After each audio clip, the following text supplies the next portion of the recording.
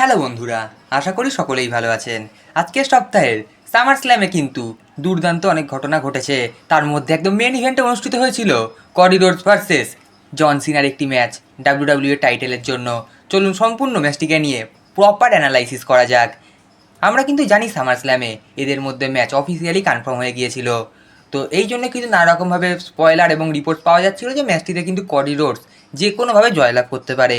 এবং আমি কিন্তু আমার বিগত যে চ্যানেলে ভিডিওগুলো রয়েছে সেখানেও কিন্তু আমি বলেছিলাম ম্যাচটিতে জয়লাভ করবে কডি রোডস। ঠিক তেমনটাই কিন্তু হয়েছে এইবারের সামার স্ল্যামে। আমরা কিন্তু দেখতে পেয়েছি জন সিনার আগমন, তারপর আমরা দেখতে পাই কডি রোডসকে। এবং আমরা কিন্তু বিগত সপ্তাহ ধরেই দেখতে পেয়েছি জন সিনাকে ডাব্লিউডাব্লিউই ফেস টার্ন করিয়ে দিয়েছে।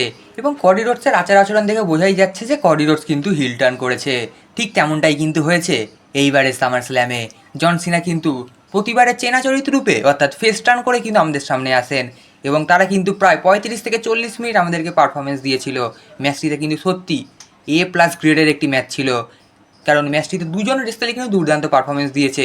সেখানে কিন্তু স্টিল স্টেপ থেকে শুরু করে জন সিনার ফিনিশার মুভ এবং একইভাবে কিন্তু কডি রোডস তার ফিনিশার মুভ ক্রসরোড জন সিনার ওপর দিয়েছে, কিন্তু তাতেও কোনো রকম লাভ হয়নি।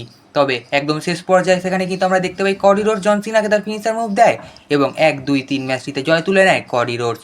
তো তারপর যেভাবে জন সিনা আমরা দেখতে পাই জন সিনা যেমন সবাইকে রেসপেক্ট করে, একইভাবে কিন্তু এই ম্যাচটিতেও জন সিনা কডি রোডসকে রেসপেক্ট করেছিল।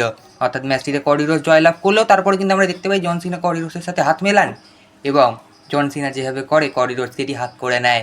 এইভাবে কিন্তু ম্যাচটি শেষ হয়ে যায়। তারপর আমরা দেখতে পাই ধীরে ধীরে জন সিনা একটা রিং কর্নারে থাকেন এবং কডি রোডস তার সেলিব্রেশন চালাতে থাকে। এইভাবেই কিন্তু কডি রোডস যেই রিং স্টেজ ছেড়ে চলে যায়, আমরা ভাবি এই সপ্তাহে সামার স্ল্যাম হয়তো এইবারের মতো শেষ হয়ে গেল, কিন্তু না, সময় কিছুটা বাকি ছিল। ডাব্লিউডাব্লিউ কিছুটা টুইস্ট এখন আমাদের জন্য রেখে দিয়েছিল। হঠাৎই সেখানে থিম সং বেজে ওঠে দ্য বিস্ট ইনকার্নেট ব্রক লেসনারের, এবং সকল দর্শক সহ জন সিনাও কিন্তু অবাক হয়ে গিয়েছিলেন ব্রক লেসনারের এই রিটার্ন দেখে।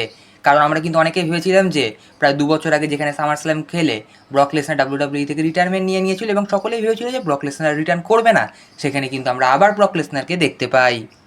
আর ব্রক লেসনারকে নিয়ে নতুন করে বা কী বা বলবো, তিনি যেমন ডেঞ্জারাস তেমনই তার রেসলিং স্কিল। যেই মুহূর্তে ব্রক লেসনার আসেন সঙ্গে সঙ্গে কিন্তু তিনি কোনো রকম কথা না বলে জন সিনাকে তার কাঁধে তুলে নিয়ে একটি F5 দিয়ে দেয় এবং এইভাবেই কিন্তু এই সপ্তাহে সামার স্ল্যাম শেষ হয়েছে।